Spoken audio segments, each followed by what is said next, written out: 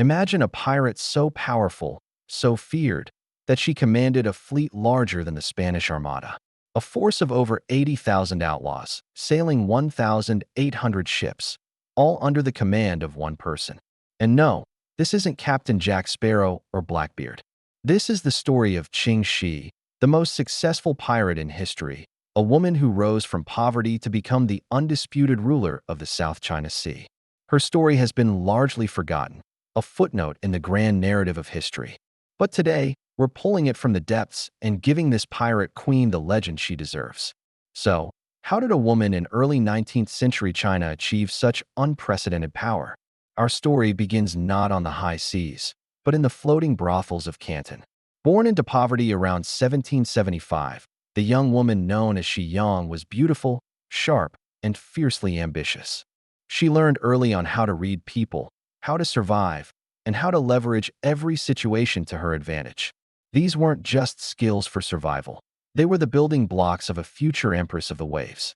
Her life took a dramatic turn when she caught the eye of a notorious pirate commander, Zheng Yi. He wasn't just any pirate. He was the leader of the Red Flag Fleet. But Ching Shih was no damsel to be captured.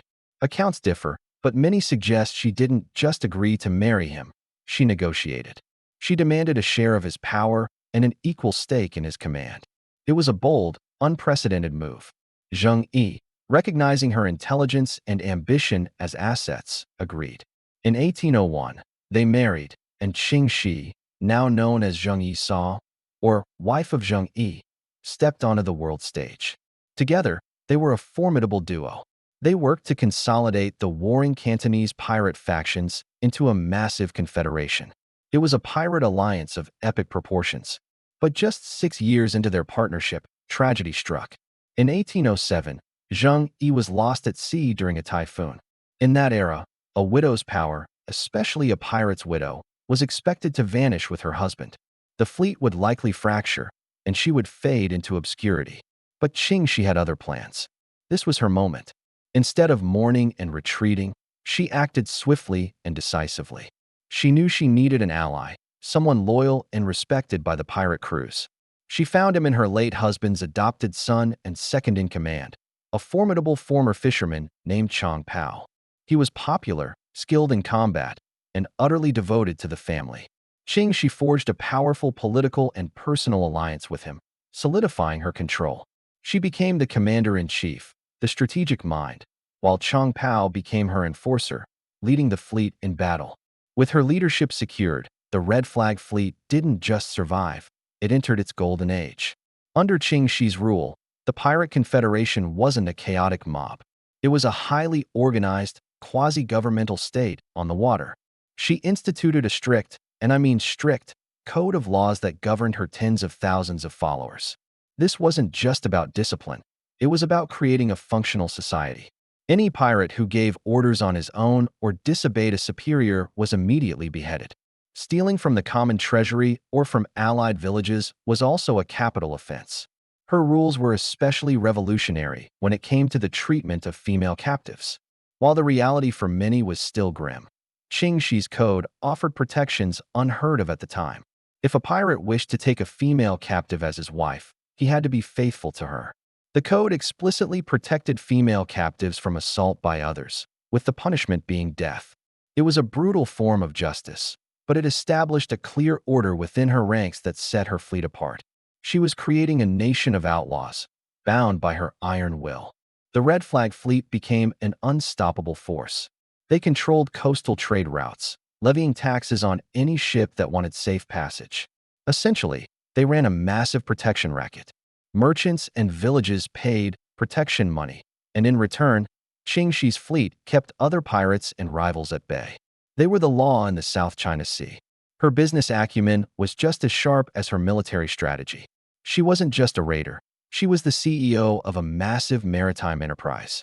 Naturally, this didn't sit well with the established powers. The Qing dynasty, the Portuguese in Macau, and even the British Empire all tried to put an end to her reign. They sent their navies, their finest warships, to destroy the Red Flag Fleet. And time again, they failed. Ching Shih was a brilliant tactician.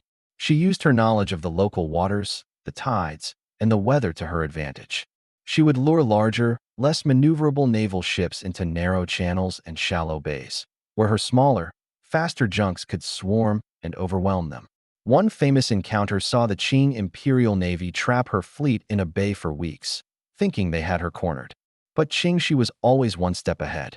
Under the cover of darkness, her crews worked to create makeshift rafts and used the turning tide to slip through the blockade, emerging not only unscathed, but having also restocked their supplies from nearby villages. She didn't just defeat her enemies, she humiliated them.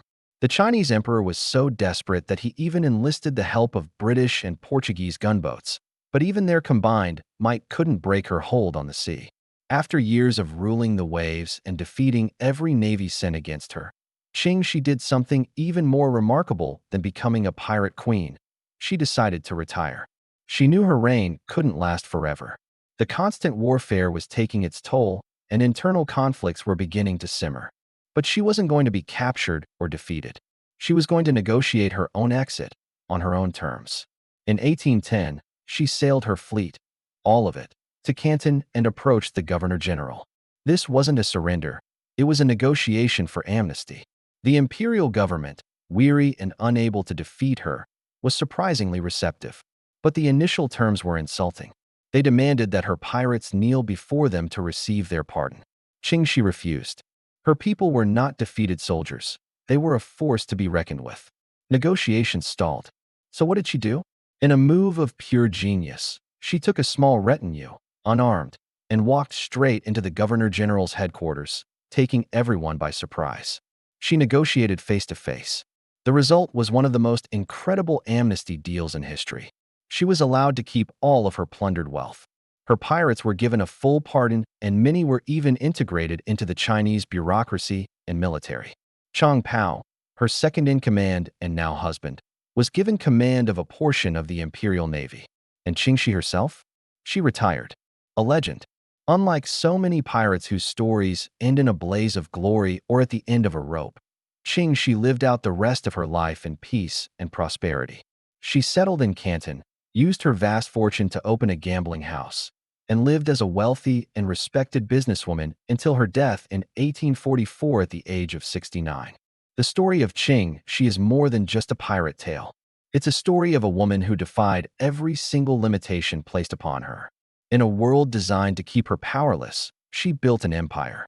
She was a strategist, a ruler, a CEO, and a survivor who outsmarted and outmaneuvered the most powerful empires of her time.